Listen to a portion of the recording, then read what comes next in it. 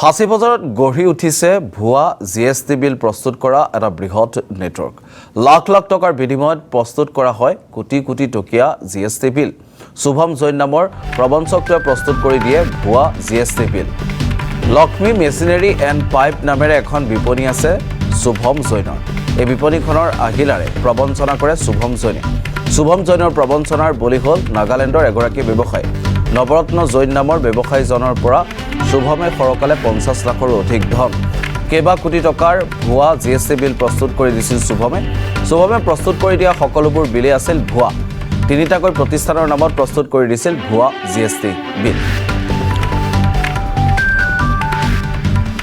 আৰু শুভম জৈন নামৰ এই ব্যৱসায়ীজনৰ বিৰুদ্ধে এতিয়া বহুকেইটা অভিযোগেই উত্থাপন হৈছে। আমি ইতিমধ্যে আপোনালোকক উল্লেখ কৰিছোঁ শুভমৰ বিৰুদ্ধে কেনেধৰণৰ অভিযোগ উত্থাপন হৈছে। ফাঁচী বজাৰত ভুৱা জিএছটি বিলৰ এক প্ৰকাৰ এটা নেক্সাছ গঢ়ি তুলিছিল এইগৰাকী শুভম জৈনে। উল্লেখ কৰিছোঁ যে এটা বৃহৎ নেটৱৰ্ক, লাখ লাখ টকাৰ বিনিময়ত প্ৰস্তুত কৰা হয় কোটি টকীয়া জিএছটি বিল। আৰু এই মুহূৰ্তত আমি সবিশেষ তথ্যৰ বাবে সংযুক্ত হ'ব বিচাৰিছোঁ সতীৰ্থ সাংবাদিক সমীৰণ শইকীয়াৰ সৈতে। সমীৰণ, আপোনাৰ কাষলৈ এই মুহূৰ্তত আহিছোঁ। এখন লাখ লাখ টকাৰ বজাৰ, আৰু যিখন বজাৰত এতিয়া দেখিবলৈ পোৱা গৈছে যে কোটি টকীয়া যিসমূহ বিল, সেই বিলসমূহ লাখ লাখ টকাৰ বিনিময়ত প্ৰস্তুত কৰি দিয়া হয়, ভুৱাভাৱে প্ৰস্তুত কৰি দিয়া হয়। আৰু তাৰ লগত এটা নাম সাঙুৰ খাইছে শুভম জৈন। এই গোটেই কথাখিনি আপোনাৰ পৰা সবিস্তাৰে জানিব বিচাৰিছোঁ। হয় চাওক ভাস্কৰ, আপুনি ইতিমধ্যে উল্লেখ কৰিছে যে ফাঁচী বজাৰত এক বৃহৎ ৰেকেট এটা গঢ়ি উঠিছে। এই ৰেকেটটোৱে কাম কৰে ভুৱাকৈ জিএছটি বিল প্ৰস্তুত কৰে, আৰু এই ভুৱাকৈ জিএছটি বিল প্ৰস্তুত কৰি ব্যৱসায়ীসকলক ৰাম টাঙোন দিয়ে। কিয়নো লাখ লাখ টকাৰ বিনিময়ত শুভম জৈনৰ নেতৃত্বত থকা এই চক্ৰটোৱে বিভিন্ন ব্যৱসায়ীক টাৰ্গেট কৰি লয়, আৰু সেই ব্যৱসায়ীসকলক জিএছটি বিল প্ৰস্তুত কৰি দিম বুলি কোৱা হয়, আৰু এই প্ৰস্তুত কৰি দিয়াৰ বিনিময়ত লাখে লাখে ধন বিচাৰে। কিন্তু এই চক্ৰটো অৰ্থাৎ শুভম জৈনৰ নেতৃত্বত থকা যিটো চক্ৰ, সেই চক্ৰটোৱে যিসমূহ জিএছটি বিল প্ৰস্তুত কৰে সেই জিএছটি বিলসমূহ ভুৱা হয়। আৰু এই শুভম জৈনে এইবাৰ কোটি কোটি টকাৰ বিল জিএছটি বিল প্ৰস্তুত কৰি দিয়াৰ নামত এগৰাকী নাগালেণ্ডৰ ব্যৱসায়ীক ৰাম টাঙোন দিলে। আৰু এই নাগালেণ্ডৰ ব্যৱসায়ীগৰাকীৰ অভিযোগৰ পিছতে আমি যেতিয়া তেখেতৰ বিলসমূহ চালোঁ, সেই বিলসমূহত দেখিবলৈ পোৱা গৈছে সকলোবোৰ ভুৱা। এইখন লক্ষ্মী মেচিনাৰী এণ্ড পাইপ নামৰ যিখন সৰু বিপণী দেখিছে, এই সৰু বিপণীখনৰ স্বত্বাধিকাৰীগৰাকীয়ে হৈছে শুভম জৈন। আৰু এই শুভম জৈনে সৰু দোকানখনৰ পৰাই তেখেতে প্ৰস্তুত কৰি দিয়া ভুৱাকৈ জিএছটি বিল, আৰু এই দোকানখনৰ আহিলাৰে তিনিটাকৈ প্ৰতিষ্ঠানৰ বিল প্ৰস্তুত কৰি দিছিলে, জিএছটি বিল প্ৰস্তুত কৰি দিছিলে নৱৰত্ন জৈনক। আৰু এই নৱৰত্ন জৈনে শুভম জৈনে প্ৰস্তুত কৰি দিয়া যিসমূহ বিল আছিলে, জিএছটি বিল আছিলে, সেই জিএছটি বিলসমূহ যেতিয়া জিএছটি বিভাগক দিলে তেতিয়া গম পোৱা গ'ল যে সকলোবোৰ ভুৱা হয়, সকলোবোৰ মিছা হয়।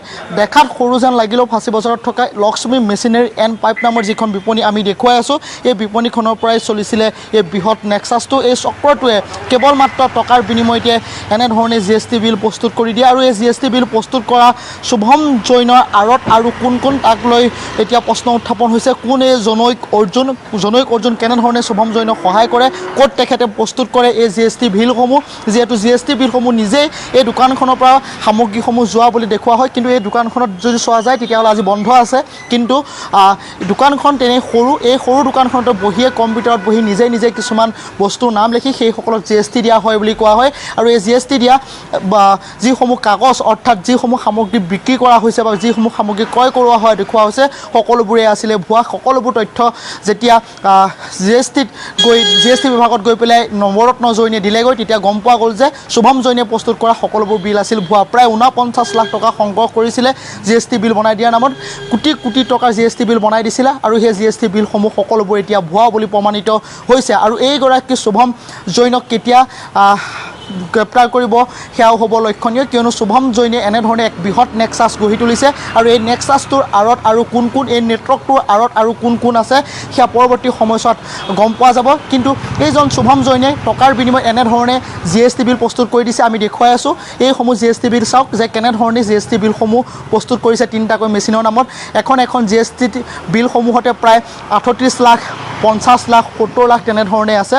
সৰ্বমুঠ প্ৰায় 6 পৰা 7 কোটি টকা হ'ব গোটেই GST বিলসমূহৰ কিন্তু এই সকলোবোৰ মিছা হয় সকলোবোৰ এতিয়া মিছা বুলি প্ৰমাণিত হৈছে শুভম জৈন আৰক্ষীয়ে গ্ৰেপ্তাৰ কৰে নে GST বিভাগে গ্ৰেপ্তাৰ কৰে সেয়া সকলোৰে দৃষ্টি আকৰ্ষণ থাকিব কিয়নো শুভম জৈনে এনেধৰণে এই সৰু বিপণীখন মই পুনৰবাৰ দেখুৱাইছোঁ এই সৰু বিপণীখনত বহিয়ে GST বিলসমূহ বনাই গৈছিলে নাগালেণ্ডৰ নৱৰত্ন জৈন নামৰ এগৰাকী ব্যৱসায়িক ৰাম ঠাঙুন দিছে নৱৰত্ন জৈনে যেতিয়া GSTত গ'ল তেতিয়া গম পোৱা গ'ল যে এই সকলোবোৰ বিলেই আছিল ভুৱা নিজে কম্পিউটাৰত বনাই দিয়া এই বিলসমূহক লৈ এতিয়া প্ৰশ্ন হৈছে আৰু এইজন শুভম জৈনক কেতিয়া গ্ৰেপ্তাৰ কৰিব GST বিভাগে সেয়াও হ'ব অতি লক্ষণীয় ভাস্কৰ ইতিমধ্যে যেহেতু আপুনি কেইবাটাও তথ্য উল্লেখ কৰিছে কিন্তু এটা কথা সহজে অনুমেয় যে এই সমগ্ৰ বিষয়টোৰ ক্ষেত্ৰত কেৱল শুভম জৈনেই নহয় এটা বৃহৎ নেক্সাছ জড়িত হৈ আছে বুলি সহজে অনুমান কৰিব পাৰি কিয়নো এয়া এটকা দুটকাৰ কাৰবাৰ নহয় লাখ লাখ টকীয়া কাৰবাৰ এই সমগ্ৰ নেক্সাছটোৰ সৈতে আৰু কোনো জড়িত থকা আৰক্ষীয়ে তথ্য লাভ কৰিছে নেকি যদি আৰক্ষীয়ে তথ্য লাভ কৰিছে তেতিয়াহ'লে কেনেধৰণৰ পৰ্যায়ত আছে তদন্ত প্ৰক্ৰিয়া আৰু যদি আৰক্ষীয়ে তথ্য লাভ কৰা নাই তেতিয়াহ'লে এই নেক্সাছটোক বিচাৰি আৰক্ষীয়ে কেনেধৰণে আইনী প্ৰক্ৰিয়া আৰম্ভ কৰিব সমীৰণ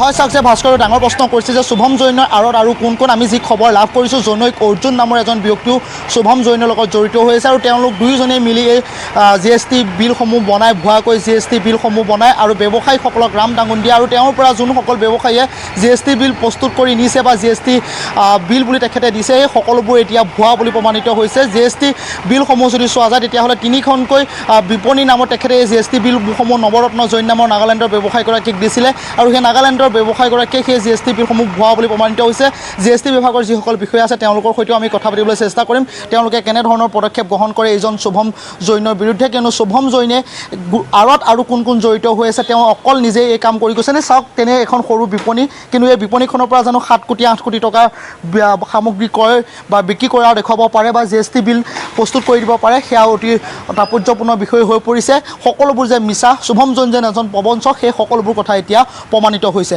ভাস্কৰ নিশ্চয়কৈ ধন্যবাদ জনাইছোঁ সমীৰণ আপুনি সামগ্ৰিক তথ্যখিনি জনোৱাৰ বাবে অধিক তথ্যৰ বাবে পিছৰ পৰ্যায়ত পুনৰবাৰ আপোনাৰ সৈতে আমি সংযুক্ত হ'ম